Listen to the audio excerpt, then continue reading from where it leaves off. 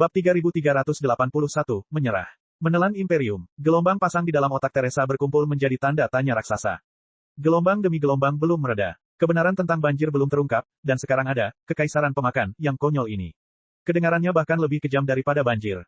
Tentu saja mungkin saja Blackjack sedang membual. Namun faktanya dia telah berubah menjadi monster yang bahkan lebih tangguh dari Grand Monarch Kuba. Bagaimana dia bisa lolos dari konfrontasi dua monster? Teresa begitu cemas sehingga dia bahkan memperhatikan Putri Summer di sebelahnya.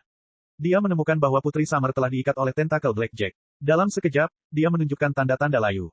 Teresa begitu cemas hingga dia mengepalkan pedangnya. Dengan wajah muram, seolah-olah dia sengaja mengulur waktu, dia melanjutkan. Jadi, kamu sudah tahu tentang Istana Merah itu sejak lama. Ya, meskipun kita tidak tahu kebenaran tentang Istana Merah, banyak petunjuk yang bisa disimpulkan. Blackjack tidak takut Liao akan membuang-buang waktunya. Ia berkata dengan santai, ketika aku baru saja tiba di benua Jade, aku merasa bahwa peradaban dunia sihir ini sangat aneh. Semua tanda menunjukkan bahwa baik manusia maupun iblis bukanlah penduduk asli tempat ini, melainkan telah bermigrasi dari masa lalu yang jauh. Setelah migrasi, kami mengalami banyak kesalahan dan kegagalan teknologi. Itulah sebabnya kami berakhir di rawa abad pertengahan yang bau seperti sekarang ini. Dalam migrasi dan penaklukan peradaban yang tak terhitung jumlahnya di alam semesta, kesalahan skala kecil dan kegagalan teknologi seperti itu bukanlah hal yang aneh. Aku tidak punya kesabaran untuk menunggu peradabanmu yang menyedihkan itu bangkit kembali. Butuh setidaknya 10.000 tahun bagi dunia sihir kuno untuk berkembang menjadi peradaban super yang dapat menjelajahi galaksi dan bahkan seluruh galaksi. Meskipun aku bisa menunggu, itu akan terlalu membosankan. Karena nenek moyang kalian bermigrasi dari galaksi lain, kapal migrasi berskala besar, atau bahkan seluruh armada mereka, pasti telah membawa mereka ke sini. Selama kapal migrasi ditemukan, pemulihan peradaban akan dipercepat.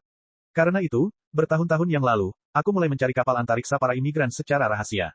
Namun, aku tidak menemukan apapun setelah menjelajahi benua Zamrud. Sebaliknya, aku menemukan sesuatu yang salah ketika aku datang ke sektor setan darah secara tidak sengaja. Jadi, terakhir kali kamu datang ke sektor setan darah, kamu mencari kapal luar angkasa imigran. Ya, saat itu, aku sudah menemukan kebenarannya. Yang disebut, sektor iblis pertempuran berdarah, ternyata adalah kapal antariksa raksasa para imigran. Dilihat dari skalanya, nenek moyangmu telah berkembang menjadi peradaban yang relatif maju, yang cukup bagi kekaisaran Star Glory untuk ditingkatkan ke negara tingkat ketiga. Kemudian, peradaban itu akan secara bertahap meluas ke garis waktu alam semesta. Mungkin suatu hari, aku juga akan menjadi generasi baru, pemakan abadi.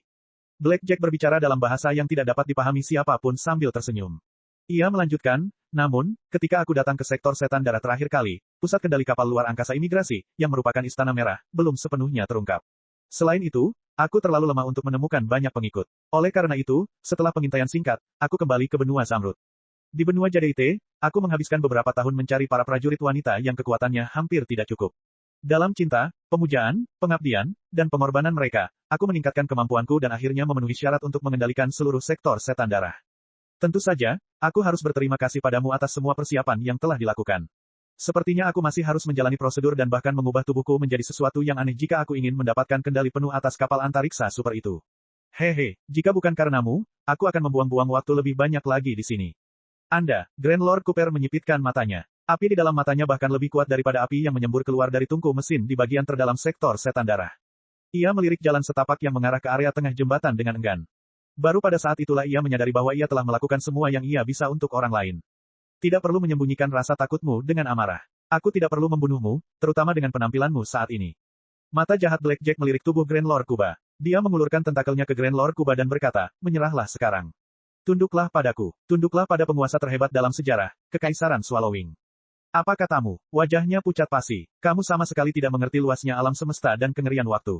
Kamu mengejek setan-setan lain karena menjadi katak dalam sumur. Namun, kamu tidak tahu bahwa kamu hanya melompat lebih tinggi dari mereka. Kamu masih jauh dari melompat keluar dari sumur yang panjangnya, dalamnya, dan gelapnya tak terbatas. Blackjack mendesah. Menurutmu, apakah dengan mengaktifkan sektor setan darah dan mengembalikan kapal antariksa super ke keadaan sebelumnya, kau akan menjadi tak terkalahkan dan mendominasi alam semesta? Sungguh menggelikan. Tidak ada salahnya untuk memberitahumu. Ketika aku menjelajahi kedalaman sektor setan darah, aku menemukan bahwa kapal luar angkasa super itu telah terkoyak, seolah-olah telah rusak parah oleh kekuatan eksternal. Dengan kata lain, kapal itu telah diserang oleh musuh yang mengerikan dan harus melakukan lompatan luar angkasa meskipun tubuhnya penuh luka. Akibatnya, struktur internalnya terkoyak parah, dan mungkin telah menderita banyak korban. Banyak teknologi dan file hilang, dan kapal itu tidak dapat berangkat lagi. Dengan teknologi peradaban Anda, mustahil untuk memperbaiki kapal luar angkasa super itu. Bahkan jika Anda cukup beruntung untuk memperbaikinya, lalu kenapa? Apakah Anda tidak pernah mempertimbangkan pertanyaan tentang musuh mengerikan macam apa di masa lalu yang dapat memaksa leluhur Anda melarikan diri dalam keadaan yang menyedihkan seperti itu? Saya yakin Anda telah menemukan jawabannya dalam tes warisan, bukan? Ya, aku juga mendengar nama yang menarik dalam ujian warisan, nama yang muncul dari gelombang otak leluhurmu yang ketakutan, banjir pasang. Menarik, aku tidak tahu bahwa pikiran terpadu yang kuat seperti gelombang banjir telah muncul di garis waktu ini. Kemampuannya hampir setara dengan kekaisaran pemakan level 5, bukan? Tidak heran ia mengalahkan leluhurmu dengan mudah. Aku tidak perlu berbohong kepadamu. Dengan kerja keras penduduk asli, mustahil bagimu untuk mengalahkan gelombang pasang dalam 10.000 tahun lagi.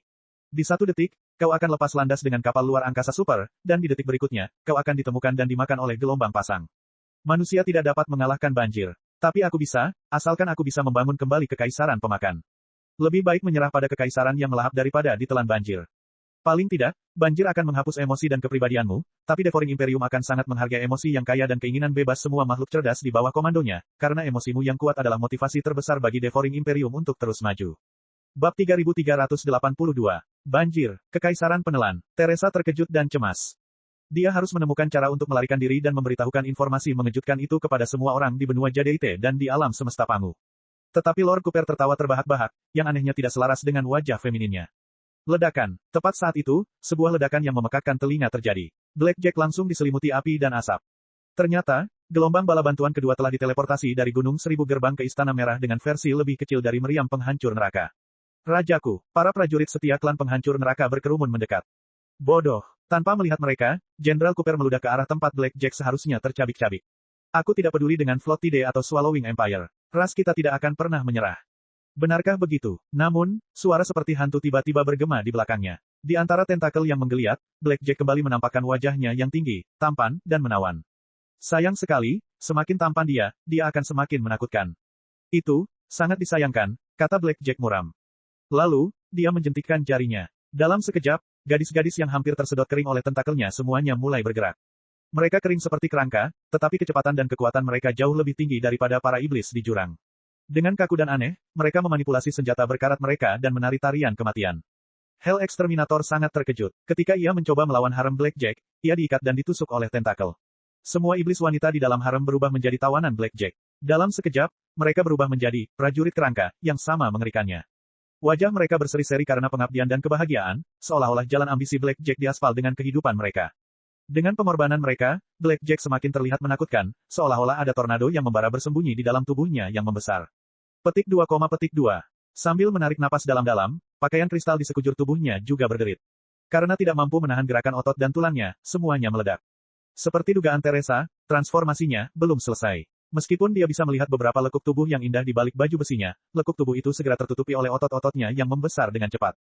Daripada dikatakan ia telah menjadi seorang wanita, akan lebih tepat jika dikatakan ia telah menjadi seekor binatang prasejarah berjenis kelamin perempuan. Ho, Lord Cooper mengeluarkan suara gemuruh yang mengejutkan. Ledakan dahsyat memenuhi seluruh istana merah tua itu. Setiap langkah yang diambilnya menimbulkan aura yang menggemparkan yang menghancurkan orang-orang yang dirasuki iblis dan harem Blackjack. Merayap, merayap, tentakel Blackjack juga mengembang beberapa kali dalam sekejap mata, seperti cumi-cumi laut dalam yang aneh. Tentakel itu melambai dan mencabik-cabik udara. Riak-riak yang terlihat dengan cepat menyebar. Ledakan, ledakan, kedua ahli itu saling bertabrakan bagaikan dua monster. Teresa melarikan diri secepat yang dia bisa. Serangan dari dua ahli tingkat monster itu bukanlah sesuatu yang bisa ia tahan sama sekali. Ia telah menderita luka dalam karena gelombang udara yang mengamuk sejak lama, dan ia harus bersiap menghadapi tentakel seperti ular berbisa yang akan menusuk gelabelanya. Jika dia ditangkap oleh Blackjack dan menjadi wanitanya, itu akan menjadi hal paling menjijikkan yang dapat dipikirkan Teresa dalam hidupnya. Apa yang harus saya lakukan? Aku tidak boleh mati. Paling tidak, aku tidak boleh mati di sini. Aku harus membawa kembali informasi itu. Banjir belum reda, dan seseorang yang lebih kejam telah tiba. Pikirkanlah, pikirkanlah. Jika Tuan Yao ada di sini, cara-cara yang hina, tak tahu malu, gila, dan tidak manusiawi macam apa yang akan dia gunakan untuk melarikan diri. Menyerah pada salah satu dari dua monster itu. Melawan monster lainnya, lalu burung sandpiper dan kerang akan bertarung dan si nelayan akan memanfaatkan situasi itu. Namun, kedua monster itu bertarung begitu keras sehingga mustahil bagi mereka untuk menerima penyerahanku. Teresa benar-benar tersesat. Tiba-tiba, angin kencang datang dari belakang. Dia berguling di tanah dan memegang pedangnya dengan kedua tangan, berencana untuk membelah perut musuh. Namun, saat dia melihat siapa penyerangnya, ujung pedangnya berantakan dan hanya mengenai pipinya dengan jarak sehelai rambut. Dia tidak terluka sama sekali kecuali bekas luka berwarna merah tua. Kakak musim panas. Ya, itu putri musim panas. Dia juga diikat oleh tentakel Blackjack, dan kehilangan dirinya sendiri. Ada kebahagiaan yang mati rasa di wajahnya, dan matanya kosong. Dia berubah menjadi boneka tanpa jiwa. Namun, Saat Teresa meneriakkan namanya, riak lemah muncul di kedalaman matanya yang kosong bagaikan kilat dan berjuang keras kepala. Dia jelas-jelas ragu-ragu. Kemauan sejati dan perintah yang dikirimkan oleh tentakel terlibat dalam konfrontasi yang sengit. Rasanya seperti daging dan tulangnya sedang berkonflik. Daging dan darahnya ingin pergi ke timur, tetapi tulangnya ingin pergi ke barat. Suara-suara retakan bergema di dalam tubuhnya. Ada rasa sakit yang nyata dalam kebahagiaan yang mati rasa di wajahnya. Melihatnya seperti itu, Teresa pun patah hati dan semakin marah.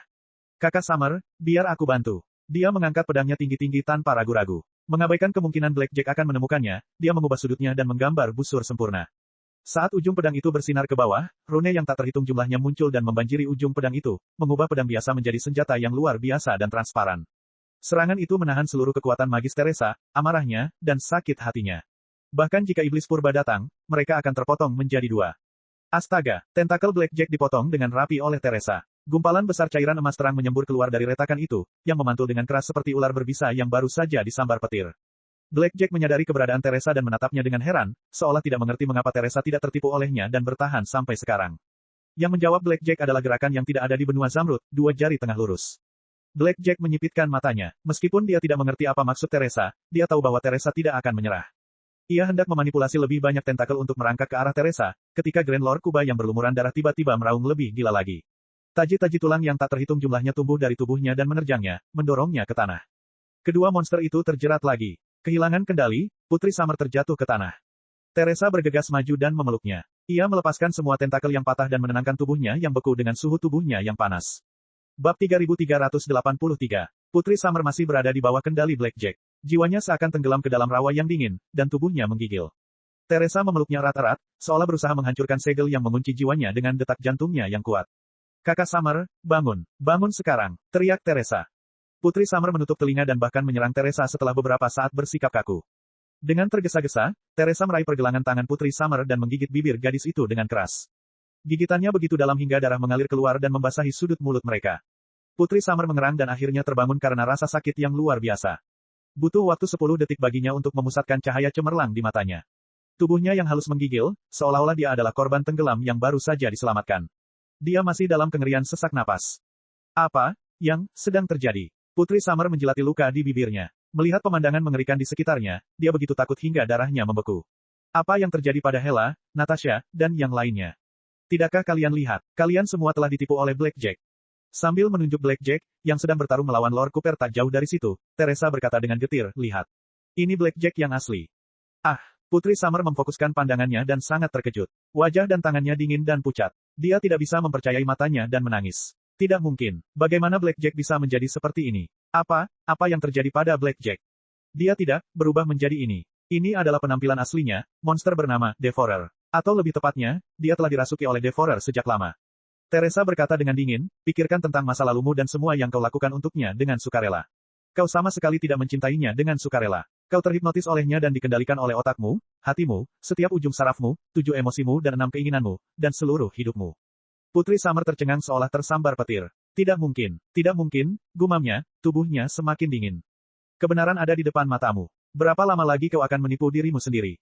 Melihat ekspresi patah hati di wajah Putri Summer, Teresa bersimpati padanya. Dia ingin membuat kebohongan indah lainnya untuk membodohinya, tetapi situasinya terlalu mendesak. Teresa harus menguatkan hatinya dan berteriak, Blackjack sudah tahu keberadaan Istana Merah Tua itu sejak lama. Dia sudah mulai membuat rencana sejak lama. Alasan dia mencari Hela, Natasha, dan kalian semua adalah untuk mendapatkan kekuatan dari cinta kalian padanya dan memperlakukan kalian sebagai baterai manusia, yang sangat besar. Nah, kalian tidak tahu apa arti baterai. Itu adalah pengorbanan. Kalian semua adalah pengorbanannya dan batu loncatan di jalannya untuk menaklukkan bintang-bintang.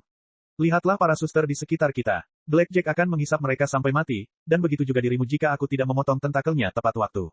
Kata-katanya akhirnya membangunkan Putri Summer. Melihat gadis-gadis itu, yang telah hidup bersama siang dan malam serta memperlakukan satu sama lain seperti saudara, masih melancarkan serangan bunuh diri kepada para iblis kuat dari suku penghancur neraka dengan gila-gilaan seperti prajurit kerangka, dan bahwa kekuatan mereka dan bahkan kehidupan mereka disalurkan kepada Blackjack melalui tentakel emas cemerlang, Putri Summer mengerti segalanya.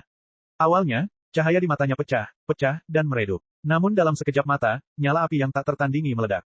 Kita harus menyelamatkan mereka. Putri Summer meludahkan darah ke arah Blackjack dan menggertakkan giginya. Kita harus menyelamatkan semua saudari kita dan membangunkan mereka. Bagaimana? Teresa tersenyum getir. Kita cukup beruntung untuk memotong tentakel yang mengendalikanmu saat Blackjack bertarung melawan Lord Cooper. Sekarang setelah Blackjack siap, kita tidak akan memiliki kesempatan untuk memotong tentakel lainnya satu persatu. Mari kita cari tahu bagaimana kita bisa melarikan diri terlebih dahulu sebelum kita kembali untuk membalas dendam. Dengan baik, Putri Summer bingung. Apakah kita akan melarikan diri tanpa saudara perempuan kita? Sudah cukup baik kau lolos. Ikutlah denganku. Meraih Putri Summer, Teresa berjongkok dan mencoba memperkecil area di mana dia ditemukan dan diserang. Hell Destroyer dan boneka-boneka Blackjack terlibat dalam pertempuran sengit di dekatnya. Mereka terlalu sibuk bertarung untuk peduli dengan para pendatang baru. Sebaliknya, tujuan Teresa adalah saluran menuju area tengah jembatan yang baru saja dibuka oleh Senior Master Cooper. Itulah satu-satunya jalan keluar. Meskipun mereka tidak tahu apa yang menanti mereka di area kendali pusat Jade, kapal perang super peradaban purba, yang merupakan jantung seluruh sektor iblis darah di Istana Merah Tua, semuanya lebih baik daripada apapun. Saya tidak punya pilihan selain mencoba. Sambil menggertakkan giginya, Teresa tiba-tiba berakselerasi dan berlari kencang bersama Putri Musim Panas. Blackjack segera menyadari keanehan mereka dan menebak rencana Teresa. Astaga, astaga, astaga, astaga, tentakel yang tak terhitung jumlahnya menyembur ke arah mereka seperti organ dalam iblis. Teresa mendorong Putri Summer menuju jalan setapak di area tengah jembatan, sementara dia berbalik dan memegang ujung pedangnya. Telapak tangannya terluka, darah langsung mengalir keluar, garis-garis merah berkelok-kelok terjalin pada pedang dan memotongnya menjadi potongan-potongan yang tak terhitung jumlahnya. Teresa menggumamkan sesuatu, matanya berubah menjadi dua permata transparan yang memantulkan cahaya yang bahkan lebih cemerlang dari nebula. Bam! Pedang itu pecah menjadi beberapa bagian, yang berubah menjadi sinar logam berkecepatan tinggi dan membombardir tentakel Blackjack. Itu adalah mantra serangan terkuat yang dapat dipanggil Teresa. Berlumuran darah, serpihan bilah pedang berubah menjadi warna merah tua dan menghalangi tentakel Blackjack untuk sementara waktu seperti hujan meteor. Sayang sekali Teresa bertindak terburu-buru dan durasi mantranya terlalu pendek. Sesaat kemudian, tentakel Blackjack melahap garis kemerahan itu dan terus menyerang mereka seperti banjir yang mengamuk. Pada saat kritis, Lord Cooper membantu mereka. Dia sangat membenci ambisi kotor Blackjack sehingga dia lebih suka membiarkan Teresa dan Putri Summer memasuki area tengah jembatan daripada membiarkan monster bernama Blackjack menyentuh istana paling suci di sektor iblis darah. Lupakan saja tentang mendapatkan apa yang tidak bisa aku dapatkan. Dengan tawa aneh, aura pedang yang luar biasa menyelimuti Blackjack dan menghentikan tentakelnya. Teresa dan Putri Summer mengambil kesempatan untuk merangkak ke area tengah jembatan. Bab 3384. Mereka berdua bergegas maju tanpa mempedulikan apapun. Setiap langkah telah menguras kekuatan di bagian terdalam ototnya. Dia tidak punya waktu untuk mempertimbangkan bahaya macam apa yang mengintai di depannya, dia juga tidak peduli dengan raungan mengejutkan Blackjack di belakangnya. Lari cepat ratusan meter itu telah membuat mereka kelelahan. Mereka terpeleset dan jatuh ke tanah, tidak mampu berdiri lagi. Ketika mereka menoleh ke belakang, mereka mendapati bahwa Blackjack masih diikat oleh Jenderal Cooper. Dia mengulurkan salah satu tangannya dan menggerakkan tentakel yang tak terhitung jumlahnya untuk menyerbu ke arah mereka. Putri Summer menghunus pedangnya dan berjuang untuk bangkit. Teresa menarik napas dalam-dalam dan berteriak sekuat tenaga, saya memiliki izin pengendalian daya tembak level 1. Sebuah bentuk kehidupan alien telah ditemukan telah menyusup ke area tengah jembatan. Bunuh dia dengan cara apapun yang kau bisa. Putri Summer menatap Teresa dengan heran, tidak tahu apa yang salah dengannya. Apakah dia pikir dengan membaca dua mantra lucu itu akan menghentikan musuh? Seperti dugaannya, area tengah kokpit tampak biasa saja. Tidak ada apa-apa selain keheningan. Satu-satunya suara adalah tentakel Blackjack yang menyerbu jalan setapak. Keputusasaan tampak di mata Teresa, namun dihancurkan oleh kekeras kepalaannya. Dia berteriak untuk kedua kalinya, kali ini dalam bahasa dunia sihir yang diajarkan sang juara tinju kepadanya. Namun, area tengah kokpit masih sunyi. Tidak ada senjata tajam yang terlihat. Teresa, apa yang sedang kamu bicarakan? Putri Summer kebingungan. Ia merasa bahwa orang-orang yang dikenalnya di sekitarnya, entah itu Blackjack atau Teresa, telah berubah dan menjadi tidak dikenali lagi sejak ia datang ke sektor setan darah. Apakah kau memanggil sesuatu? Ya, senjata yang sangat kuat pasti disembunyikan di sini. Sayang sekali aku tidak tahu cara memanggilnya. Teresa menggertakkan giginya dan meninju tanah dengan keras, menyebabkan darah berceceran di mana-mana. Melihat ratusan tentakel Blackjack melewati jalan setapak dan menyerbu area tengah jembatan seperti ratusan ular boa, Teresa tidak punya pilihan selain meneriakkan perintahnya untuk terakhir kalinya. Makhluk asing telah menyerbu jembatan. Jade dalam keadaan darurat. Aku punya izin kendali daya tembak level 1. Aku menuntut untuk mengambil alih sistem pertahanan jembatan, bunuh saja, apapun yang kau bisa. Suatu adegan yang tidak dapat dipercaya terjadi. Teresa sudah terluka parah. Darah mengalir di sekujur tubuh dan lengannya, mengalir dari pergelangan tangannya hingga ke tinjunya. Dia baru saja menghantam tanah dengan brutal. Darah berceceran di mana-mana, lalu diserap oleh tanah berpasir keperakan tanpa meninggalkan jejak apapun. Setelah menyerap setetes darahnya, area tengah jembatan tampak telah mengalami autentikasi yang rumit dan teliti. Angin sepoi-sepoi yang tak terlihat bertiup, dan area tengah jembatan tiba-tiba dipenuhi dengan vitalitas. Pada saat ini, beberapa tentakel telah merangkak melalui jalan setapak ke area tengah jembatan dan menusuk Teresa dan Putri Summer dengan brutal. Astaga, ratusan laser merah menyala di sekitar jalur pada saat yang sama. Laser-laser itu membentuk jaringan 3D yang tidak dapat ditembus dan menghancurkan semua tentakel yang menyerang jalur tersebut. Laser merah berkedip, ratusan tentakel mengerikan langsung membeku. Tak lama kemudian, permukaan pakaian kristal itu terkoyak menjadi potongan-potongan daging yang tak terhitung jumlahnya, yang jatuh ke tanah dan menggeliat perlahan seperti cacing tanah yang berjuang untuk bertahan hidup. Tentakel yang membanjiri area tengah jembatan juga telah terputus. Ujung-ujung tentakel masih merangkak ke arah Teresa dan Putri Summer di bawah kendali saraf primitif, mendesis tanpa henti. Sambil menahan rasa jijiknya, Putri Summer memotong-motongnya menjadi beberapa bagian sebelum dia duduk di tanah dan menarik napas panjang lega. Teresa menatap Blackjack di luar jalan setapak. Blackjack menatap Teresa, yang berada di area tengah jembatan, juga dengan heran. Keduanya saling menatap di udara. Percikan dari mata mereka seakan membakar daging cincang di tanah menjadi abu. Detik berikutnya, logam cair di sekitar jalur itu naik perlahan. Jalur itu tertutup dan tersegel, berubah menjadi dinding yang kokoh. Pandangan mereka terpisah. Teresa dan Putri Summer berhasil memasuki area tengah jembatan, tetapi Blackjack dan tawanan lainnya terkunci di luar. Seharusnya aman untuk saat ini. Teresa mengerang dan jatuh ke tanah. Keringat dingin membasahi sekujur tubuhnya. Ia merasa perutnya kram. Para setan terkutuk itu kembali membuat masalah di perutnya. Ia jatuh dan menarik-narik. Sakit sekali. Namun, pertaruhannya membuahkan hasil. Melihat ekspresi tidak percaya di wajah Putri Summer, Teresa menyeringai dan memberinya senyuman cemerlang. Dia tidak tahu bagaimana menjelaskannya kepada putri musim panas. Lagi pula, menurut pengalamannya mengemudikan kapal antariksa di alam semesta Pangu, kapal perang tingkat planet berskala super besar seperti itu, atau bahkan kapal perang tingkat bintang, pasti memiliki sistem navigasi mandiri dan serangan yang canggih. Dalam keadaan darurat yang sangat khusus, seperti ketika pesawat antariksa rusak parah. Yang mana kapten, perwira kepala, dan perwira pengendali tembakan semuanya terbunuh. Atau ketika musuh telah menyerbu inti anjungan selama pertempuran menaiki pesawat yang sengit dan hendak melaksanakan strategi pemenggalan kepala, atau ketika pesawat antariksa diserbu oleh spesies asing yang tidak berasal dari alam semesta, para perwira junior berhak untuk menjalani kehidupan yang lebih maju untuk sementara waktu dan memerintahkan sistem pertahanan dan serangan otomatis untuk menembak dengan kekuatan penuh. Meskipun Jade telah berhibernasi selama ribuan tahun, menurut pengujian yang dilakukan sekarang, sebagian fungsinya masih utuh. Paling tidak, area tengah jembatan dapat dibangunkan. Kalau tidak, Kelly tidak akan bersusah payah meninggalkan warisan Crimson Queen. Namun, jelaslah bahwa Blackjack tidak termasuk dalam alam semesta, atau bahkan alam semesta yang dapat dipahami Teresa. Dia benar-benar penyusup. Oleh karena itu, Teresa membuat asumsi yang berani bahwa, jika area pusat jembatan dapat mendeteksi keberadaan Blackjack, suatu bentuk kehidupan abnormal, dan jika izin pengendalian daya tembak level 1 miliknya dapat diverifikasi, dia akan dapat memerintahkan pasukan pertahanan di area pusat jembatan untuk menghancurkannya. Lagi pula, meskipun dia hanya mengantongi izin pengendalian daya tembak tingkat terendah, seharusnya tidak ada seorang pun yang lebih memenuhi syarat daripada dia di Jade saat ini. Lalu, selama kecerdasan buatan yang mengendalikan pesawat antariksa itu percaya bahwa intrusi Blackjack, suatu bentuk kehidupan abnormal, adalah keadaan darurat, maka ia akan mampu menerobos batasan level izin dan langsung mengambil alih kendali seluruh Zamrud. Hehe, dalam hal ini, Blackjack telah membantunya. Rencana cermat yang telah ia rancang dengan bantuan Grand Monarch Cooper, yang bagaikan belalang yang mengintai jangkrik, pada akhirnya sia-sia belaka. Teresa, Raja Umpan Meriam dari Lautan Bintang, telah diuntungkan dengan sia-sia. Bab 3385. Kakak Summer, aku tahu kau punya banyak pertanyaan. Sebenarnya, aku juga tidak tahu apa yang sedang terjadi. Teresa berpikir sejenak dan berkata, nanti saja kita jelaskan. Sekarang, mari kita periksa keadaan sekitar dan cari tahu situasi di area tengah jembatan terlebih dahulu. Meskipun dikatakan sebagai wahana, pada kenyataannya, sekelilingnya dapat dilihat sekilas. Itu adalah ruang putih keperakan seluas 100 meter persegi. Baik itu lantai atau dinding, semuanya selembut pasir atau karet. Dengan sedikit kekuatan di tangannya, dia akan mampu tenggelam ke dalamnya. Bahkan jika dia menabraknya dengan brutal, dia akan sangat terlindungi. Bahan-bahan lembut tersebut menjamin keselamatan awak dan fasilitas saat pesawat luar angkasa itu dihantam secara brutal. Namun, tidak ada jebakan atau terowongan rahasia di dekatnya. Teresa dan Putri Summer tidak tahu apa yang harus dilakukan selanjutnya. Tidak mungkin mereka akan terkunci di tempat ini selamanya. Teresa mengingat detail serangan tadi. Setelah merenung sejenak, dia memotong telapak tangannya dengan pedang patah, meninggalkan luka berdarah di tanah. Seperti yang ia duga, darah di telapak tangan itu segera diserap oleh pasir putih keperakan.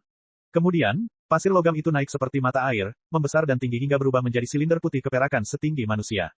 Silinder itu tampak seperti baja yang baru saja dikeluarkan dari tungku. Besi cair mengalir turun dan segera memperlihatkan sosok wanita tinggi dan cantik. Tak lama kemudian, fitur wajah, anggota badan, dan jari-jari kakinya terpisah. Sebuah patung berwarna cerah yang terbuat dari logam cair dipersembahkan kepada Teresa dan Putri Summer. Ah! Putri Summer berseru. Bukan karena penampakan patung logam cairnya, tetapi karena patungnya tampak persis seperti Teresa. Tidak dapat dikatakan bahwa fitur wajah mereka benar-benar sama. Hanya dapat dikatakan bahwa aura di antara kedua alis dan temperamen mereka yang gagah berani dan heroik memberikan kesan adanya ikatan darah. Mereka seperti saudara kandung atau ibu dan anak. Teresa juga terkejut. Ia merasa sedang melihat dirinya di cermin. Dia sangat menyadari bahwa dirinya yang sebenarnya tidak terlihat seperti dirinya saat ini. Mengapa patung logam cair itu terlihat sangat mirip dengan dirinya ketika dia dimodifikasi oleh Eric sang Sapeshifter? Di bawah tatapan kaget keduanya, patung logam cair itu benar-benar terpisah dari lantai. Detail di wajahnya bahkan lebih jelas, dan bahkan bulu matanya benar-benar terungkap. Bulu matanya yang putih keperakan sedikit bergetar. Setelah beberapa saat, dia benar-benar membuka matanya. Bola matanya juga tampaknya terbuat dari logam cair berwarna perak, tetapi memancarkan warna-warna gemerlap seperti pelangi. Matanya, yang tampaknya telah tertutup selama ribuan tahun, melirik Putri Summer dan berhenti di Teresa. Akhirnya kau sampai juga, pembawa gen penyihir. Wanita itu, yang terbuat dari logam cair, membuka mulutnya. Suaranya setenang sumur kuno, tanpa emosi apapun, seperti mesin dingin. Ah, Putri Summer menutup mulutnya karena terkejut. Ia tidak menyangka bahwa benda itu bisa berbicara. Meskipun Teresa sangat terkejut, dia masih lebih baik daripada Putri Summer. Dia mundur setengah langkah dan menarik napas dalam-dalam. Siapa kamu? Apakah kamu, kecerdasan buatan dalam sistem kendali pusat Jade? Orang asing itu memiringkan kepalanya dan berpikir sejenak, sebelum menjawab, ya. Akulah Jade itu sendiri, atau dalam bahasa yang lebih kuno, inti pemikiran utama dari sistem kendali otomatis penuh Jade. Akulah kecerdasan buatan super tertentu. Kau boleh memanggilku, Jade. Lalu, penampilanmu, Teresa menyentuh pipinya tanpa sadar dan ragu-ragu. Ini adalah gambar Kelly Kana, kapten terakhir Jade. Setelah terbunuh dalam pertempuran, Jade juga kehabisan energi, dan mengalami kerusakan yang sangat serius sehingga harus memasuki kondisi hibernasi untuk pemulihan otomatis yang berlangsung selama 10.000 tahun. Saat itu, sebagian besar awak kapal yang ahli dalam perawatan dan pengoperasian kapal antariksa tewas dalam pelarian dan perang saudara. Menurut peraturan penanganan darurat, saya mengambil alih jabatan kapten untuk sementara dan menunggu kapten baru dalam kegelapan. Jadi, yang disebut penyihir Kelly, atau permaisuri Crimson, adalah kapten manusia terakhir Jade. Jadi, warisan permaisuri Crimson adalah otoritas tertinggi Jade, atau lebih tepatnya, kursi kapten. Teresa tiba-tiba tercerahkan, tetapi dia bahkan lebih bingung. Tunggu, kamu memanggilku apa tadi? Kamu mengatakan bahwa aku adalah pembawa gen penyihir. Apa itu? Apakah kamu sendiri tidak mengetahuinya? Jika kau bukan pembawa gen penyihir, kau tidak akan bisa memasuki area tengah jembatan, kau tidak akan bisa mengaktifkan sistem pertahanan otomatis, dan kau tidak akan memenuhi syarat untuk berbicara denganku, kata Jade. Kau akan hancur berkeping-keping seperti tentakel alien saat kau menyerbu area tengah jembatan. Baru pada saat inilah Teresa menyadari bahwa keberhasilan pertaruhannya bukan karena otoritas pengendalian kebakaran level 1 yang menyedihkan, tetapi karena gen penyihir yang terkandung dalam darahnya. Apa-apaan itu? Bukanlah tugas yang mudah untuk mengemudikan kapal antariksa super seperti Jade dan memimpin seluruh armada pengungsi untuk menghindari malapetaka pasang surut dan mengembara selamanya di ruang angkasa yang tak berujung. Jade menjelaskan, oleh karena itu, setiap kapten baru harus membaca buku catatan yang ditinggalkan oleh kapten sebelumnya dan memahami semua keterampilan mereka agar memenuhi syarat. Otak makhluk cerdas berbasis karbon tidak dapat mencerna dan menyerap data yang sangat banyak dalam waktu yang singkat. Oleh karena itu, penguasa langit purba menciptakan teknologi super canggih, pembelajaran genetik, dan menanamkan banyak informasi tentang mengemudi, memerintah, dan bertempur di kapal antariksa ke dalam segmen gen. Selama ribuan tahun saat ia mengembara di Lautan Bintang, setiap kapten Jade akan membiarkan gen super yang mengandung kebijaksanaan tak terbatas di dalam tubuh mereka dan mewariskannya ke kapten berikutnya sebelum kematian mereka. Saat kapten berikutnya menerima segmen gen dari kapten sebelumnya, nalurinya adalah untuk mengemudikan kapal antariksa. Ia akan mengisap dan menangis seperti bayi saat kapal itu jatuh ke tanah. Ketika giliran Kapten Kelly untuk mewariskan warisannya, situasinya menjadi lebih serius. Saat itu, Jade hanya memiliki 1% cadangan energinya yang tersisa, dan jangkauan kerusakannya di atas 90%. Itu adalah kegagalan besar standar. Sistem pembiakan dan perkembangbiakan otomatis para awak kapal telah disabotase, yang berarti bahwa generasi awak kapal yang baru hanya dapat mengandalkan reproduksi alami dan informasi dari mulut ke mulut. Mereka tidak akan pernah dapat menguasai keterampilan pengoperasian kapal antariksa yang rumit. Diperkirakan tidak akan ada seorang pun yang memenuhi syarat untuk memimpin Jade keluar angkasa lagi sebagai kapten dalam ribuan tahun ke depan. Oleh karena itu, Kapten Kelly mengusulkan esensi genetik dari ratusan generasi kapten dan menduplikasi serta menyegelnya dengan mengorbankan sedikit energi terakhir mereka. Ia berharap, setelah ribuan tahun, ketika cadangan energi dan kondisi teknis matang kembali dan Jade sebagian besar telah diperbaiki, keturunan Jade akan mengambil gen dengan nama Sandi, penyihir, dan menyuntikkannya ke dalam tubuh mereka sebagai kandidat kapten baru. Teresa tercengang. Esensi genetik ratusan generasi Kapten Jade terdengar sangat mengesankan. Namun, dia baru saja bertransmigrasi ke benua Jade dan tidak memiliki kesempatan untuk berhubungan dengan apa yang disebut gen penyihir. Bagaimana dia bisa menjadi pembawa tanpa alasan yang kuat? Tunggu. Bab 3386. Teresa tiba-tiba teringat sesuatu. Pupil matanya yang cemerlang bagaikan bintang, mengecil hingga batas minimum dan berubah menjadi lubang hitam tak terukur yang dipenuhi rasa sakit tak tertahankan. Bibirnya sedikit berkedut, seolah-olah wajahnya telah disayat. Wajahnya langsung dipenuhi keringat. Baiklah, Jade, ceritakan padaku. Teresa menarik napas dalam-dalam dan tergagap, apakah gen penyihir berupa cairan hijau terang yang tampak seperti susu busuk tetapi lebih lengket dan berkilauan? Gen penyihir dalam keadaan tersegel seharusnya tidak berwarna, tidak berbau, dan semurni air saat ditutupi cairan pelindung. Namun, untuk memungkinkan kandidat kapten berikutnya menyerap gen penyihir dengan sempurna dalam kondisi berteknologi rendah tanpa bantuan fasilitas apapun, Kapten Kelly menambahkan banyak nanomesin ke cairan pelindung gen penyihir, yang mengubahnya menjadi pelarut hijau terang dan membuatnya tampak kental seperti susu. Begitu nanomesin memasuki tubuh, mereka akan mampu mengubah kandidat kapten berikutnya dan menanamkan gen penyihir ke dalam gen kandidat sehingga beberapa heliks akan menyatu dengan sempurna. Teresa terdiam sejenak. Ia pernah mendengar juara tinju itu berbicara tentang konsep nanometer sebelumnya. Itu adalah satuan skala yang sangat kecil, mirip dengan tingkat biji sesawi di alam semesta Pangu. Dengan kata lain, boneka-boneka spiritual kecil yang tak terhitung jumlahnya setingkat biji sesawi tengah memindahkan gen penyihir ke dalam tubuhnya, itulah sebabnya tubuhnya berada dalam kondisi yang buruk. Teresa bergoyang dan berkata lemah, jadi, metode penyuntikan gen penyihir adalah Anda bisa menelannya atau menyuntikkannya ke dalam tubuh melalui berbagai lubang. Karena usus manusia memiliki kemampuan penyerapan yang sangat tinggi, lebih disarankan untuk memberikan obat dari belakang. Juga karena perubahan yang terjadi selama ribuan tahun, keturunan jadi kemungkinan besar akan mengalami kesalahan teknologi dan hilangnya peradaban serta telah melupakan teknologi luar biasa di masa lalu. Oleh karena itu, Kapten Kelly telah mempersiapkan segalanya agar para penerusnya dapat memperoleh gen penyihir dengan cara yang paling sederhana dan paling kasar, kata Jade. Jadi, begitulah adanya. Teresa menggertakkan giginya dan mengepalkan tangannya begitu keras hingga kuku-kukunya menancap di telapak tangannya dan mengeluarkan darah. Dia akhirnya mengerti apa obat paling jahat yang disuntikkan Eric ke tubuhnya setelah dia menangkap dan mengikatnya. Benar, menurut intelijen sektor iblis, Lord Cooper telah membobol 2 gudang senjata yang telah disegel selama 10.000 tahun. Tidak butuh waktu lama sebelum Eric memulai penelitian jahatnya di pegunungan Doom dan hutan tumbang. Tampaknya Lord Cooper telah menemukan salinan Witch Jin dan buku petunjuk dari gudang senjata kuno, tetapi ia tidak dapat memecahkannya dengan sempurna dengan kebijaksanaannya. Oleh karena itu, ia mempercayakan kedua barang itu kepada Eric, yang merupakan salah satu penyihir istana terbaik di benua Zamrud. Eric, sang amuba, menepati janjinya dan membuat kemajuan besar. Subjek uji sempurna, pertama yang lahir di bawah komandonya adalah dirinya sendiri. Dengan kata lain, dari sudut pandang tertentu, Kelly Kana, Kapten Jade sebelumnya, dan Jade, kecerdasan buatan di depannya, juga merupakan pelaku yang secara tidak langsung membuat diri mereka tampak seperti hantu. Ini benar-benar, Teresa memiliki perasaan campur aduk dan tidak tahu harus berkata apa. Tunggu, masih ada yang tidak beres. Teresa menggertakkan giginya. Bahkan jika kita akan menyerap kebijaksanaan ratusan Kapten Jade untuk mengemudikan kapal antariksa dan memimpin pertempuran, kita tidak perlu mengubah tubuh kita menjadi seperti Kapten Kelly, bukan? Apakah setiap Kapten Jade akan dimodifikasi agar terlihat seperti Kapten sebelumnya saat mereka naik tahta? Tentu saja tidak dalam keadaan normal. Jade berkata dengan santai, ketika Jade berada dalam kondisi jelajah dan pertempuran yang sempurna, sistem pembelajaran virtual di dalam kapal luar angkasa akan memastikan bahwa semua anggota kru mempelajari banyak pengetahuan rumit dan membuat persiapan fisik yang cukup sehingga mereka dapat bersiap menghadapi pemboman gen penyihir. Namun menurut perhitungan saya yang tepat, setelah ribuan tahun hibernasi, akan sangat sulit bagi kita untuk menemukan kandidat yang otaknya cukup berkembang dan tubuhnya cukup tangguh. Setelah kesalahan teknologi dan malapetaka hilangnya peradaban, keturunan Jade ditakdirkan untuk merosot menjadi orang-orang primitif yang tidak tahu cara mengendalikan badai yang paling sederhana. Dalam keadaan seperti itu, jika gen penyihir ditanamkan ke dalam tubuh mereka dan diaktifkan, otak mereka akan langsung terbakar menjadi abu, atau beban pada tubuh mereka akan terlalu berat untuk mereka tanggung. Dalam skenario terburuk, tubuh mereka akan meledak. Oleh karena itu, transplantasi dan aktivasi gen penyihir dibagi menjadi 2 langkah. Pada tahap pertama, kami mengambil gen Kapten Kelly dan menyalin serta membungkusnya. Kapten Kelly adalah seorang elit super yang dipilih dari miliaran anggota kru setelah belajar dan bertarung di ruang virtual selama ratusan tahun. Gennya mewakili kebijaksanaan, kekuatan fisik, dan batas-batas penguasa langit purba. Dengan gen Kapten Kelly, orang-orang primitif yang memakan daging mentah dan meminum darah akan diberkati dengan kemungkinan kecerdasan, kekuatan fisik, dan kemauan keras. Mereka akan menjadi pembawa gen penyihir, dan mereka akan dibimbing ke tempat ini.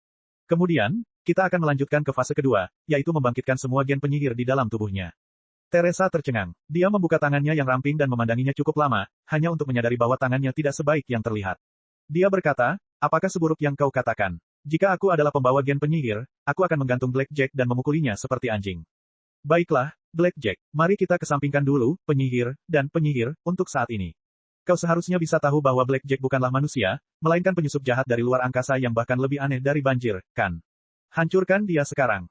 Benar, aku mendeteksi struktur sel baru pada tentakelnya. Aku telah berlayar melalui begitu banyak alam semesta, tetapi aku belum pernah melihat yang seperti itu. Itu jelas merupakan invasi makhluk asing. Tingkat bahayanya adalah yang tertinggi. Jade masih setengah mati. Namun, Jade belum sepenuhnya pulih, dan energinya tidak mencukupi. Aku tidak memiliki kemampuan untuk menghancurkannya sepenuhnya. Apa? Teresa berkata, bukankah hujan laser yang baru saja kau luncurkan sangat mengesankan? Satu tembakan lagi, dan Blackjack dan Grand Lord Kuba akan dipenuhi lubang. Bab 3387. Jade dibangunkan secara paksa sebelum diperbaiki sepenuhnya. Lebih dari 90% area dan fungsinya masih dalam kondisi hibernasi. Energinya sangat tidak mencukupi. Sebagian besar senjata pertahanan internal tidak dapat diaktifkan. Bahkan jika laser pertahanan di dalam jalur dapat diaktifkan, masih akan memakan waktu lebih dari 1 jam untuk mendingin dan mengisi ulang setelah setiap tembakan. Jika Anda dapat memikat makhluk asing yang menyerbu kokpit ke jalur tersebut dalam waktu 1 jam, kita mungkin 50% yakin bahwa kita dapat menghancurkannya. Kalau tidak, hanya memotong beberapa tentakel tidak akan banyak memengaruhi kemampuan tempurnya. Teresa menggaruk kepalanya dengan keras. Blackjack memang orang jahat, tapi dia bukan orang bodoh. Sekarang setelah dia melihat kerusakan akibat laser, mengapa dia harus menyerangnya dengan bodoh? Baiklah, apa yang bisa kita lakukan jika kita tidak bisa menghancurkannya? Meskipun langkah-langkah pertahanan aktif tidak dapat diaktifkan, sistem pertahanan pasif telah dipulihkan. Saat ini, kita berdua dilindungi oleh perisai energi dan paduan cair. Musuh tidak akan bisa masuk setidaknya selama 72 jam. Sambil berbicara, Jade melambaikan tangannya. Gambar yang luar biasa itu terbentang di depan Teresa dan Putri Summer. Bagian tengah jembatan dan dinding logam cair itu perlahan berubah menjadi transparan. Di antara mereka dan Blackjack, tampaknya tidak ada apapun kecuali kaca tebal. Melewati logam transparan, mereka dapat melihat dengan jelas situasi di luar. Jenderal Cooper diselamatkan oleh salah satu bawahannya. Ia mundur ke sudut luar Istana Merah setelah meninggalkan mayat-mayat dan sisa-sisa dua meriam. Istana Merah itu telah sepenuhnya ditempati oleh Blackjack dan haremnya. Harem itu bertugas menangkis serangan Lord Cooper dan Jailbreak Devils, sementara Blackjack mondar-mandir di depan jalan setapak menuju area tengah dengan gelisah. Wajahnya berkerut, dan urat-urat di sekujur tubuhnya menonjol. Saat ia bernapas, tentakel emas cemerlang itu menari tarian kehancuran seperti ubur-ubur. Tiba-tiba Blackjack meraung dan meninju jalan setapak dengan kuat dalam aura kemasan. Dari sudut pandang Teresa dan Putri Summer, mereka hanya dapat melihat riak-riak menyebar di kaca transparan. Logam cair yang ditiup Blackjack menggeliat aneh, seolah-olah hidup dan dapat bereproduksi tanpa batas. Hasil pukulan Blackjack sama saja dengan menghantam lautan. Tidak peduli berapa ton air laut yang terhempas olehnya atau berapa meter pasang surut air laut, semuanya akan segera kembali normal. Kau lihat, ini adalah sistem pertahanan nanoteknologi di area tengah kokpit Jade. Karena sistem inilah banjir gagal menelan kita. Ada kebanggaan dalam suara Jade. Tempat ini dapat menghalangi bentuk kehidupan asing setidaknya selama 72 jam, yang cukup bagi kita untuk mengumpulkan lebih banyak energi dan menyelesaikan aktivasi fase berikutnya. Sebelum dia bisa menyelesaikan kalimatnya, wajah Blackjack berubah sangat serius. Saat gelombang pertama masih mengamuk, dia meninju gelombang pertama dengan brutal, seluruh lengannya menusuk logam cair itu. Ah, mata Blackjack tiba-tiba berubah menjadi emas, membuatnya tampak seperti hantu ganas. Tentakel yang terhubung ke kelompok harem secara bersamaan mengembang 3 hingga 5 kali lipat, meningkatkan efisiensi penyerapan kehidupan dan jiwa kelompok harem. Wajah para anggota harem langsung memucat, seolah-olah mereka tengah menghela napas lega.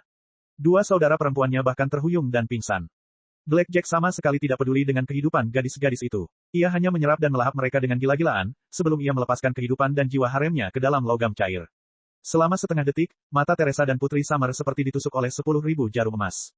Mereka tidak dapat melihat apapun. Ketika jarum emas itu dicabut dari pupil mereka satu demi satu, mereka tidak dapat mempercayai mata mereka. Dinding logam cair, yang diketahui tidak bisa dihancurkan dan dapat diperbaiki kapan saja seperti lautan, memiliki lubang yang menggemparkan sedalam hampir 2 meter. Yang lebih mengerikan adalah cahaya jingga yang berkedip-kedip di dalam lubang itu, membuatnya tampak seperti usus busuk dari monster logam. Logam cair di sekitar mereka kehilangan kemampuan untuk berubah dan bereproduksi karena suhu yang tinggi. Logam cair itu menetes seperti besi cair. Jade langsung menegang. Itu dan dinding logam cair yang melindungi Teresa berderit lemah pada saat yang sama, seolah-olah mereka sedang menghitung berapa lama waktu yang dibutuhkan Blackjack untuk menerobos tempat itu dengan kerusakannya yang mengerikan. 24 jam. Setelah setengah menit, akhirnya disimpulkan, tenang saja. Pertahananku cukup kuat untuk melindungi kita selama 24 jam.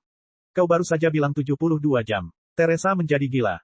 Sepertinya kemampuan tempur makhluk asing itu berada di luar dugaanku. Namun, menurut analisis saya terhadap sel-sel pada tentakel dan pemindaian menyeluruh terhadap bentuk pertarungan dan gelombang energinya, dia masih dalam tahap awal kelemahan dan belum terkalahkan, kata Jade dengan santai. Selama gen penyihir di dalam tubuhmu aktif sepenuhnya, kita masih punya kesempatan. Apakah aku benar-benar harus mengaktifkan gen penyihir sepenuhnya? Menyaksikan Blackjack dengan gila melahap kehidupan haremnya di luar dan secara brutal membombardir tembok, wajah Teresa berubah sangat jelek. Perasaan Putri Summer terhadap saudara-saudarinya 100 kali lebih dalam daripada perasaan Teresa. Melihat saudara-saudarinya akan dihisap ke dalam kerangka oleh Blackjack jika dia tidak menghentikan mereka dari penderitaan, dia menjadi lebih cemas dari sebelumnya. Dia memegang tangan Teresa begitu erat hingga telapak tangannya berkeringat dan dingin. Aku harus mencari tahu sesuatu dulu. Teresa tidak yakin. Saat ini, aku adalah pembawa gen penyihir, dan aku sudah berakhir seperti ini. Jika gen penyihir di dalam tubuhku aktif sepenuhnya, apa yang akan terjadi padaku?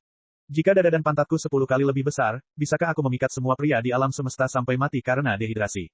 Tidak, pelepasan penuh Witch Jin terutama akan mengubah Anda dari tingkat sel, termasuk peningkatan saraf, otak, dan tubuh Anda. Tidak akan ada banyak perubahan dalam penampilan Anda, kecuali penampilan Anda saat ini akan tetap sama, kata Jade. Itu bagus. Teresa agak lega saat mendengar bagian pertama kalimat itu. Namun bagian kedua kalimat itu membuatnya membelalakkan matanya lagi. Apa maksudmu? Sudah diperbaiki selamanya. Ini bukan selamanya, tetapi dalam situasi saat ini, sangat sulit untuk mengubahnya kembali. Perlu dicatat bahwa gen penyihir di dalam tubuh Anda masih dalam keadaan semi tidak aktif. Itu dapat dipisahkan dari gen Anda sendiri dan diekstraksi. Namun, setelah diaktifkan sepenuhnya, gen penyihir akan sepenuhnya menyatu ke dalam untaian gen Anda dan membentuk keseluruhan yang sempurna. Kecuali Anda memiliki teknologi genetik tingkat tertinggi atau Anda telah melatih diri Anda ke tingkat yang luar biasa di mana Anda dapat mengubah bentuk sel Anda sesuka hati, mustahil untuk memisahkan dan memisahkan Anda secara paksa. Risikonya sangat tinggi. Jade memahami kekhawatiran Teresa dan menjelaskan, tentu saja, jika Jade dapat diperbaiki hingga 100% sempurna, akan ada fasilitas di kapal yang dapat melakukan operasi transformasi paling canggih dan mengembalikanmu ke penampilan aslimu. Lalu, berapa lama dan apa saja syarat untuk memperbaiki Jade? Teresa bertanya lagi. Kondisinya tidak mencukupi dan tidak dapat dihitung. Dilihat dari kemajuan pemeliharaan selama 10.000 tahun terakhir, itu tidak akan memakan waktu lama. Dengan sumber daya dan tenaga kerja yang cukup, 3 hingga 5.000 tahun lagi seharusnya sudah cukup, kata Jade. Bab 3388. Aku tidak percaya padamu. Apakah itu berarti, jika aku ingin mewarisi kekuatan Kelly dan menjadi Kapten Jade, aku harus terlihat seperti ini selama sisa hidupku? Kata Teresa dengan sedih. Putri Summer cukup bingung. Dia sama sekali tidak mengerti kata-kata misterius dan canggih yang dibicarakan Jade dan Teresa. Dia hanya mengerti kalimat terakhir. Teresa, kau adalah pewaris Crimson Queen. Putri Summer berkata dengan tidak percaya, lalu apa yang kau ragukan? Kita butuh kekuatan Crimson Queen untuk mengalahkan Blackjack dan menyelamatkan semua saudari kita. Apa salahnya mempertahankan penampilanmu selamanya? Kau terlihat lebih cantik daripada bintang-bintang paling cemerlang di benua Zamrud. Kamu tidak mengerti. Kamu tidak akan pernah mengerti. Sambil memegang perutnya dengan satu tangan dan memegang selangkangannya dengan tangan lainnya, Teresa berkata dengan muram, jika aku tidak pernah melihat cahaya, aku mungkin bisa bertahan dalam kegelapan selamanya. Jika aku tidak pernah memiliki meriam paling ganas di alam semesta, aku mungkin bisa terbiasa dengan tubuh ini juga. Tapi sayang sekali aku dulu memilikinya. Aku dulu merasa bahwa aku sedang mengendarai meriam raksasa di lautan bintang dengan bebas dan keras.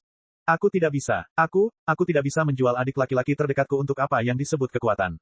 Saya tidak mengerti. Lupakan saja. Tidak banyak orang di seluruh alam semesta yang memahami perasaan seperti itu. Teresa tersenyum getir. Aku benar-benar tidak tahu bagaimana aku harus memilih antara kematian, kekuatan, dan saudaraku yang mengkhianatiku. Tunggu. Tiba-tiba aku teringat sesuatu. Mata Teresa berbinar. Dia melompat kegirangan. Jade, beritahu aku sekarang. Teresa menjawab dengan cepat, tadi kau bilang gen penyihir yang belum sepenuhnya aktif masih bisa diekstraksi, bukan?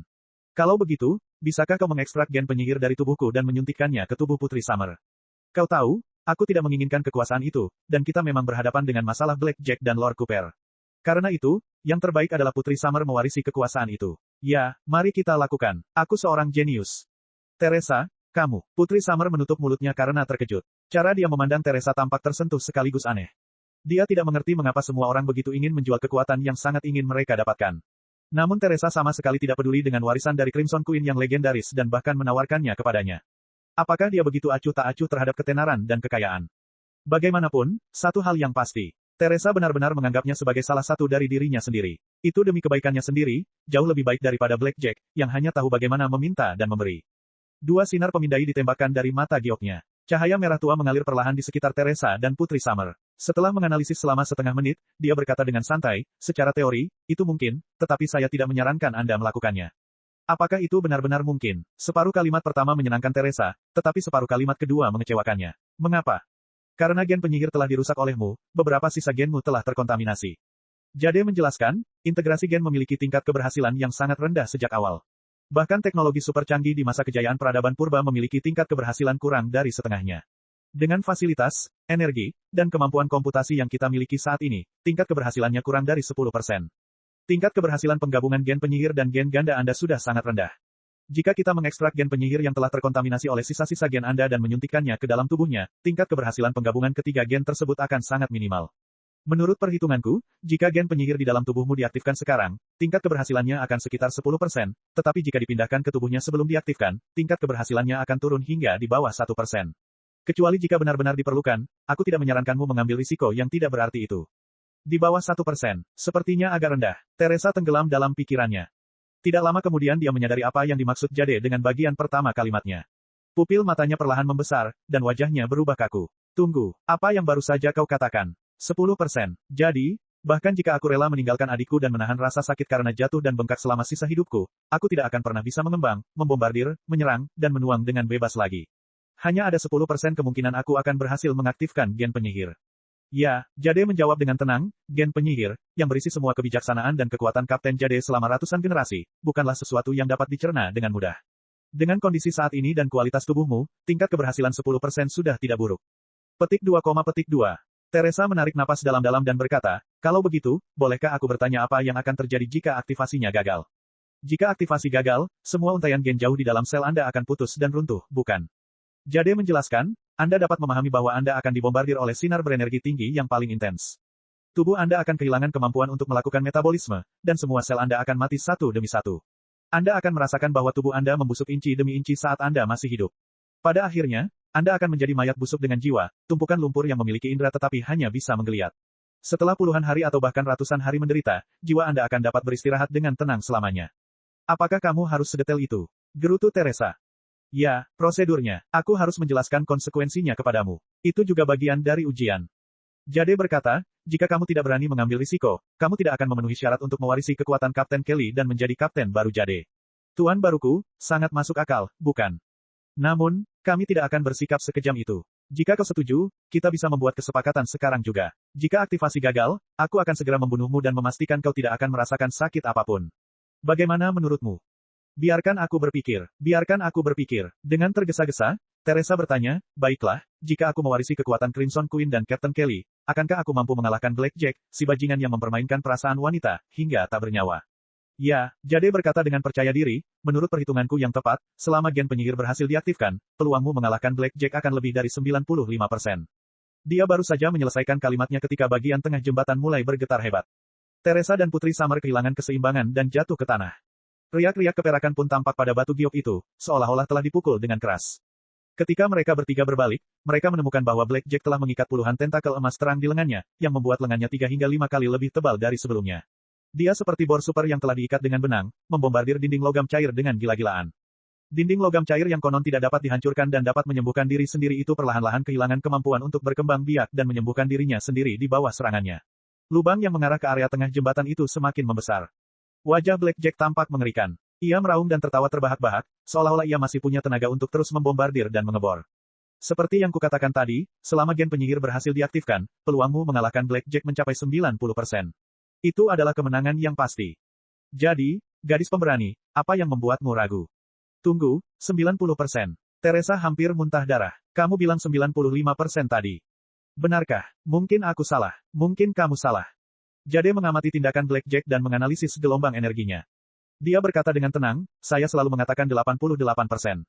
85% sudah merupakan tingkat kemenangan yang sangat tinggi. Saat berhadapan dengan makhluk asing, tingkat kemenangan 50% layak dipertaruhkan. Terlebih lagi, tingkat kemenangan sekarang adalah 80%. Alam semesta sangat luas dan penuh dengan bahaya. Bagaimana mungkin kita tidak mengambil risiko jika kita ingin mendapatkan kekuatan dan bertahan hidup? Tingkat kemenangan sudah setinggi 75%. Jika kita tidak mengambil risiko sekarang, kapan lagi kita akan melakukannya? Bab 3389, Pelarian. Berhenti, berhenti, berhenti, berhenti. Jika kau terus menganalisa, lebih baik kita menyerah sekarang juga. Teresa sedang sakit kepala. Batu giok itu tampaknya sama sekali tidak dapat diandalkan. Kecerdasan buatan itu memang buruk. Ia tidak seadil dan seandal Raja Tinju. Sialan, apa sebenarnya yang disebut peradaban sihir itu? Apa yang terjadi setelah kau tiba di benua Zamrud yang menyebabkan kekacauan seperti itu? Katakan yang sebenarnya, Teresa bergumam. Mengapa sebagian anggota kru Jade tetap berada di sektor setan darah dan berubah menjadi iblis, sementara anggota kru lainnya meninggalkan kapal antariksa dan pergi ke benua Zamrud untuk berubah menjadi manusia? Kecuali aku mendapatkan semua informasi, aku tidak tahu apakah aku harus membuka kunci gen penyihir sialan itu atau tidak. Apa yang sedang kamu bicarakan? Putri Summer tidak dapat menahannya lagi. Ia menatap Jade dengan air mata di matanya. Bolehkah aku memanggilmu, Suster Jade? Tolong ceritakan semuanya dari awal hingga akhir. Jika ada cara agar kita dapat menghentikan Blackjack dan membawa harapan ke benua Zamrud, aku bersedia bertarung meskipun peluangnya hanya 1 banding 1 miliar. Bulu mata Teresa sedikit bergetar. Berjuanglah untuk kesempatan yang ke 1 miliar, adalah apa yang sering dikatakan oleh Guru Yao. Jika saja Guru Yao ada di sini. Teresa mendesah dalam hatinya lagi. Situasi yang rumit seperti itu terlalu berat untuk dia tangani sendiri. Batu giok dan dinding kabin berkilauan pada saat yang sama. Liao menghitung sejenak dan sampai pada kesimpulan bahwa Blackjack belum bisa masuk. Ambil catatan kapten dan analisislah. Jade menceritakan padanya semua yang telah terjadi dalam 10.000 tahun terakhir. Garis-garis warna-warni terpancar dari matanya yang berwarna perak dan mengubah area tengah kokpit menjadi lautan bintang yang misterius dan cemerlang yang tampak mengalir di atas kepala mereka. Seluruh alam semesta terbentang di depan mata mereka. Teresa baik-baik saja, tetapi ini adalah pertama kalinya bagi Putri Summer melihat pemandangan yang begitu indah. Dia menutup mulutnya karena tidak percaya, tetapi dia tidak bisa menahan diri untuk tidak berseru. Astaga, beberapa riak tiba-tiba menyebar di tengah lautan bintang yang indah. Kemudian, sebuah pesawat luar angkasa yang besar dan compang-camping melompat keluar. Dapat dilihat bahwa, karena kerusakan berat pada pesawat antariksa, rangka dan struktur pendukung internalnya berada di ambang kehancuran. Pesawat antariksa itu tidak dapat menahan gelombang pasang di ruang 4 dimensi. Saat pesawat itu melompat keluar, salah satu pendorongnya, bersama dengan banyak kabin, hancur berkeping-keping. Bersama dengan anggota kru di dalamnya, pesawat antariksa itu berubah menjadi potongan-potongan yang berserakan dan perlahan-lahan menghilang menjadi debu dingin. Di bawah komando Kapten Berger, Kapten Jade yang ke-79, kami akhirnya berhasil menyingkirkan perburuan gelombang pasang untuk saat ini. Namun, harga yang kami bayar adalah menabrak gelombang pasang yang mengamuk di ruang 4 dimensi. Kami berakselerasi dan memantul dengan bantuan badai 4 dimensi berkali-kali. Pada akhirnya, kami diteleportasi ke alam semesta misterius yang belum pernah terlihat sebelumnya. Jade berkata dengan santai, Emerald kehilangan 30% materialnya, 35% awaknya, dan 70% energinya. Ia hampir berubah menjadi peti besi raksasa yang mengapung di lautan kematian yang tak berujung. Bahkan Kapten Berger, yang paling kami hormati, terbakar abis di kokpit karena ia menghitung rute dan metode untuk memanfaatkan badai selama badai 4 dimensi. Meskipun mengalami kerugian besar, para penyintas tetap bersukacita karena kami telah lolos dari bencana banjir. Api kebebasan masih menyala. Oleh karena itu, kami menyebut titik waktu ini sebagai era baru. Ini melambangkan awal baru peradaban kita. Teresa berpikir itulah yang sebenarnya dialami dalam ujian pertama di Istana Merah. Para ahli dari klan purba benar-benar mengerikan. Mereka masih bisa berpikir dan berhitung saat melewati ruang 4 dimensi dan daging serta darah mereka hancur berkeping-keping. Tidak ada yang tahu bagaimana mereka melatih diri. Putri Summer masih belum mengerti apa itu banjir. Namun akhirnya dia mengerti bahwa itu mungkin musuh yang sangat menakutkan dan kuat, dan giok itu, atau mungkin, leluhurnya telah melarikan diri ke benua Zamrud untuk menghindari musuh alami mereka. Gambar itu berkedip. Semua bintang berubah arah dan bentuknya. Mereka muncul di tempat paling berbahaya di alam semesta. Bintang-bintang memancarkan warna merah menyala dan berkumpul menjadi aliran bintang yang luar biasa yang tampak seperti magma. Mereka menerjang Jade, atau lebih tepatnya, Jade menerjang aliran bintang yang membakar. Pada tahun 2493 era baru, Kapten Wang Yao memimpin Jade. Saat itu, kami telah mengembara di alam semesta yang sumber dayanya langka selama ribuan tahun. Karena fasilitas pengumpulan fusi super di kapal antariksa rusak parah dalam pertempuran sengit dan pelarian 2000 tahun yang lalu, kami tidak dapat memanfaatkan hidrogen dan helium yang dimiliki sebagian besar planet dan bintang. Oleh karena itu, kami tidak dapat memperbaiki diri dan mengisi ulang energi kami dengan cepat. Jade berkata, tanpa material dan energi yang cukup, kita tidak dapat memperbaiki fasilitas pengumpulan superfusi. Tanpa fasilitas pengumpulan supermutasi, kita tidak dapat mengumpulkan material yang paling melimpah. Kita terjebak dalam lingkaran yang tak berujung. Selama 2000 tahun terakhir, sebagian besar anggota kru yang selamat telah memasuki kondisi hibernasi. Namun, karena energi yang tidak mencukupi dan berbagai kesalahan, 20% dari yang selamat masih mati satu demi satu, dan cairan nutrisi dan cairan hibernasi yang membuat yang hidup tetap hidup mulai habis.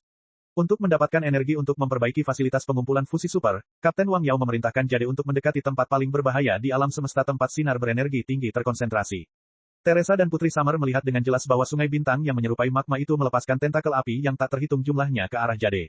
Jade sebesar planet, tetapi di bawah komando Kapten Wang Yao, ia lincah seperti perahu dayung. Ia melesat ke kiri dan kanan dengan tentakel dan memanfaatkan kesempatan untuk menyerap kekuatan bintang-bintang. Ini seharusnya menjadi operasi pengisian ulang energi yang sangat sukses. Namun, kerusakan pada Jade terlalu parah bagi struktur rapuh kapal antariksa untuk mendukung gerakan menghindar yang menggetarkan jiwa sang kapten. Harga dari pengisian ulang energi yang berhasil adalah biaya baling-baling lainnya, serta hilangnya lebih dari 5% material dan anggota awak kapal antariksa. Mereka terkoyak dan terlempar, jatuh ke dalam aliran api yang membara selamanya. Terangnya kehendak bebas datang dengan harga tertentu. Sayang sekali tidak semua orang bersedia mati atas kemauannya sendiri, kata Jade santai. Gambar itu berkedip dan berubah lagi. Kali ini, seluruh alam semesta menjadi redup. Batu giok yang melewatinya juga berkarat dan berlubang. Tampaknya itu adalah sampah yang telah disatukan kembali setelah hancur. Bab 3390. Pada tahun 3212 era baru, Jade terus melarikan diri di lautan bintang di mana tidak ada apa-apa, menghindari musuh bebuyutan yang mungkin muncul kapan saja. Saat itu, kapal antariksa telah kehilangan 50% fungsinya, 99% anggota kru harus memasuki kondisi hibernasi, dan hanya 1% yang masih memegang jabatan mereka. Jade melanjutkan dengan dingin, bukan rasa misi atau rasa kehormatan mereka yang membuat mereka tetap terjaga. Itu adalah fakta kejam lainnya. Karena kekurangan sumber daya dan energi, ruang hibernasi tua yang telah rusak dalam waktu lama tidak dirawat. Tingkat kesalahan meningkat. Pada akhirnya, tingkat kesalahan yang dapat menyebabkan kematian para hibernator berkurang menjadi 1% setiap tahunnya. Setiap tahun, setidaknya 1% ruang hibernasi akan mengalami kerusakan, yang menyebabkan kematian para penghuninya tanpa mereka sadari. Tahun depan, sabit kematian akan muncul secara acak di leher 1% orang yang berhibernasi. Peluang 1% itu tampaknya tidak signifikan, tetapi dengan keajaiban waktu, dapat dipastikan bahwa tidak ada satupun dari mereka yang berhibernasi akan selamat dalam perjalanan 1000 tahun itu. Memasuki ruang hibernasi berarti mempercayakan hidup seseorang pada takdir yang tak terduga, yang tidak dapat diterima oleh sebagian awak kapal. Mereka memilih cara hidup yang mereka anggap lebih bermartabat, mereka tidak akan pernah berhibernasi dan hanya menjalani hidup mereka dalam keadaan sadar, hidup, mati, dan bereproduksi di kapal antariksa. Tentu saja, tidak ada martabat dalam cara hidup seperti itu. Mereka hanya menjalani kehidupan yang panjang dan menyedihkan di dalam kandang yang dingin. Kami menyaksikan para penyintas mati satu persatu, dan kami tidak tahu kapan yang sadar akan menemukan tempat tinggal baru. Yang sadar pun runtuh. Terjadi kerusuhan skala kecil. Bahkan ada kasus di mana para ekstremis membobol kokpit, berencana untuk membajak Jade dan bergegas ke bintang itu sehingga semuanya akan terbakar dan mengakhiri mimpi buruk. Dalam situasi yang menyedihkan itu Jade terus berlayar selama 1000 tahun. Ketika sinar harapan pertama akhirnya mencapai mereka, kapal antariksa itu telah kehilangan 70% fungsinya, sebagian besar awaknya, dan sebagian besar energinya. Unit pengumpul fusi super yang mereka pertaruhkan untuk diperbaiki melalui aliran ruang angkasa terakhir kali dibatalkan lagi setelah mendukung kapal antariksa itu selama 2000 tahun lagi. Namun kali ini, kondisi kapal antariksa itu tidak cukup untuk mendukung mereka menemukan aliran ruang angkasa baru untuk mengisi ulang energi mereka. Tepat saat kami hampir pingsan, kami akhirnya menemukan dunia dengan energi spiritual yang melimpah. Sementara Jade berbicara, sebuah galaksi yang indah dan berwarna-warni perlahan-lahan muncul dan terbentang di depan Teresa dan Putri Summer. Cahaya harapan bersinar di wajah Jade, Teresa, dan Putri Summer. Jade telah diselamatkan. Di bawah komando Kapten Gao Zunlong, kami bergegas ke dunia baru dan menamainya sesuai nama kapal antariksa. Semua orang tidak sabar untuk beristirahat di dunia baru, mengumpulkan cukup sumber daya, dan memperbaiki kapal antariksa. Kemudian, mereka akan menemukan cara untuk membangun kembali peradaban purba dari awal dan melawan banjir bandang sampai mati lagi. Sayang sekali baru setelah sekian lama kemudian saya menyadari bahwa ras purba, manusia, ratusan kali lebih rumit daripada kecerdasan buatan. Saya pikir, semua orang, berpikiran sama. Itu hanya angan-angan. Teresa tercengang. Apa maksudmu? Sebagai kecerdasan buatan, misi adalah satu-satunya tujuan keberadaan saya. Agar dapat menyelesaikan misi tanpa kehilangan apapun, semua biaya sepadan. Kita harus berusaha sebaik mungkin bersama-sama hingga prajurit terakhir, atau bahkan sekrup terakhir, dan rangkaian data terakhir. Jade berkata, tetapi klan purba, manusia tampaknya tidak demikian. Takdir umat manusia dapat berubah kapan saja. Bahkan dapat dikatakan bahwa umat manusia adalah makhluk tanpa tujuan. Anda tidak diciptakan untuk tujuan tertentu, dan Anda bebas untuk mengkhianatinya. Benar sekali. Kapten Gao Zunlong dan beberapa anggota kru jembatan lainnya masih memikirkan misi untuk mengembalikan kejayaan klan awal primordial dan pertempuran terakhir melawan banjir pasang. Mereka ingin membangun dunia baru menjadi pangkalan perang dan memanfaatkan semua sumber daya dunia baru untuk memperbaiki Jade. Jika memungkinkan, mereka ingin meningkatkan Jade menjadi kapal penjelajah kosmik yang lebih kuat dan memulai perjalanan baru. Namun, mayoritas anggota kelompok anjungan, yang dipimpin oleh perwira pertama, menentang rencana Kapten. Mereka percaya bahwa sumber daya dunia baru terlalu terbatas untuk meningkatkan kemampuan tempur Jade bahkan jika semua sumber daya terkuras. Tidak mungkin Jade dapat menahan banjir sama sekali. Oleh karena itu, lebih baik meninggalkan Jade, yang telah lama rusak dan hampir hancur, dan memindahkan semua anggota kru ke dunia baru. Kedua pihak memiliki argumen mereka sendiri dan memiliki argumen yang sengit. Tentu saja, Kapten Gao Zunlong memiliki izin tertinggi, tetapi perwira pertama Quick memiliki lebih banyak pendukung.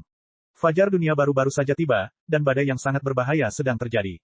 Sinar laser terpancar dari mata Jade dan membentuk sinar cahaya 3D, yang kemudian menyebar menjadi gambar holografik yang mirip dengan tanah ilusi agung, seolah-olah Teresa dan Putri Summer telah kembali ke jembatan ribuan tahun yang lalu dan menyaksikan konflik antara Kapten Gao Zunlong dan perwira pertama Quick. Saat itu, anggota tim Bridge semuanya adalah raksasa-raksasa yang tinggi dan tampan, mirip patung. Lampu-lampu warna-warni bersinar di sekeliling mereka, menguraikan tubuh mereka yang menggetarkan jiwa. Namun, temperamen mereka benar-benar berbeda. Kapten Gao Zunlong bagaikan pohon pinus yang lebih suka patah daripada membungkuk. Meskipun dahan-dahan pohon telah terkoyak oleh badai, kulit pohon, dan bahkan jantung pohon telah terbakar oleh guntur dan api, ia masih berdiri tegak. Kecuali jika ia tercabut dan hancur menjadi debu, tidak mungkin ia bisa membungkuk sama sekali. Sebaliknya, Quick, perwira pertama, dan beberapa anggota kru jembatan lainnya, telah hancur karena putus asa selama pelarian panjang mereka. Mata mereka, meskipun mereka tinggi dan tampan, telah kehilangan nyala api yang menari-nari. Mereka menundukkan kepala, tidak berani menatap mata tajam sang kapten. Sebaliknya, lampu-lampu di sekelilingnya berkedip cepat, seakan-akan mereka berbisik satu sama lain dan mendiskusikan berbagai rencana bagaikan sekawanan hiena yang jorok. Apa yang sedang kamu bicarakan? Teresa dan Putri Summer mendengar bahwa Kapten Gao Zunlong berkata dengan dingin dengan suara kuno dan elegan, Anda tidak setuju untuk mencairkan semua anggota kru segera sehingga mereka dapat mengumpulkan sumber daya di abad baru. Apakah saya mendengar Anda dengan benar? Bagaimana kita bisa memiliki cukup banyak tangan untuk memperbaiki Jade jika kita tidak melepaskan semua anggota kru dari ruang hibernasi? Para anggota kru anjungan saling memandang dengan bingung, nyaris tak bisa bernapas di bawah aura Kapten Gao Zunlong yang mengintimidasi. Mualim pertama Quick berhasil berkata, Kapten, meskipun dunia baru itu makmur, skalanya tidak terlalu besar. Saya khawatir kita tidak dapat memperbaiki Jade dalam waktu singkat, kita juga tidak dapat mendukung semua anggota kru kita untuk hidup di sana dalam waktu yang lama. Seperti yang Anda katakan, kita akan mengeksploitasi dunia seperti belalang dalam waktu yang sangat singkat. Jadi apa? Kapten Gao Zunlong mengangkat alisnya dan melambaikan tangannya tanpa ragu. Selama kita dapat memulihkan 80% kemampuan tempur Jade, kita akan dapat meningkatkan waktu berlayar kita hingga ribuan tahun atau bahkan 10.000 tahun. Akan sepadan untuk terus mencari dunia yang lebih besar dan lebih makmur. Ngomong-ngomong, seorang teman buku bertanya kepada sapi tua apakah dia punya salinan naskah itu atau tidak. Mengapa dia mengirimkannya setiap pagi tepat pukul 10? Jika dia punya salinan naskah itu, mengapa dia tidak membawanya keluar untuk menghibur saudara-saudaranya? Sungguh tidak tahu malu. Baiklah, jika Anda tidak keberatan saya jelaskan, saya benar-benar tidak memiliki naskah yang tersimpan. Baik itu atau tidak, saya pada dasarnya menulis dan menerbitkannya saat itu juga. Bukan gaya saya untuk menyembunyikannya. Misalnya, bab bonus dari Cultivation 4, pada dasarnya tentang bangun pagi dan memulai kode setelah sarapan. Kode akan memakan waktu 1 atau 2 jam, katakanlah sekitar pukul 8 atau pukul 9, tepat sebelum pukul 10. Kemudian, bab-bab akan diatur untuk diunggah tepat pukul 10, menyisakan waktu setengah jam untuk setiap bab. Di satu sisi, bab-bab dapat diperiksa untuk melihat apakah ada kesalahan ketik, dan di sisi lain, jika ada beberapa kalimat tambahan, akan lebih mudah untuk diedit. Di sisi lain, jika bab-bab dikirim terlalu pagi, akan ada lebih sedikit orang, dan banyak temannya akan tidur, sehingga sulit bagi lebih banyak pembaca untuk melihatnya. Setelah saya selesai menulis Fort Cultivator, saya akan beristirahat dan mengubah alur otak saya. Kemudian, saya akan melanjutkan menulis Spirit Booster. Ya, pada dasarnya begitulah cara saya menjalani hidup. Terima kasih atas dukungan Anda. Cek. Rakan-rakan kultivator sekalian, sebelum retret, sila terus berkultivasi untuk jurus subscribe, like, share dan komentar agar sekte novel Sadim terus berkembang pesat.